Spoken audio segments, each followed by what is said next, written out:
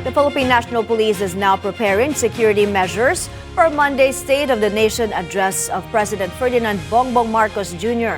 Thousands are expected to attend the protest action to be staged by religious group Iglesia ni Cristo. Nasa linya si Edwin Balasa para sa detalye. Edwin, gaano raw karami ang pupunta sa rally? May magsasagawa muli ng pagtitipon ang Iglesia ni Cristo sa July 27 kasabay ng ikalimang State of the Nation address ni Pangulong Ferdinand Marcos Jr. Ito ang kinumpirma ni PNP Chief General Jose Melesio Nartates Jr. sa ambush interview sa Campo Crame. Ayon kay Nartates, makikipag-ugnayan sila sa Iglesia ni Cristo sa gagawin nilang pasasalamat at sa lugar na pagdarausan nito.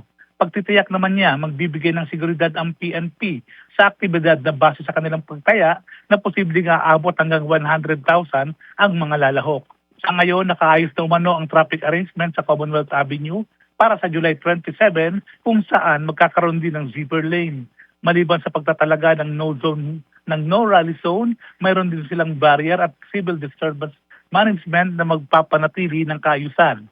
Sinabi naman ni Nartates na kailangan makakuha muna ng permit ang INC bago sila payagan sa gagawin nilang aktibidad. May?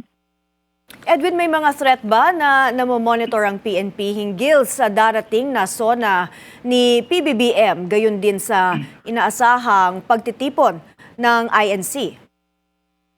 May sa ngayon wala namang nakikitang banta o threat ang PNP sa paparating na SONA ni PBBM, gayon din sa pagtitipon ng INC, pero patuloy rin umano ang ginagawa nilang pagpapaigting ng seguridad upang hindi malusutan ng anumang gustong magasik ng kaguluhan. May?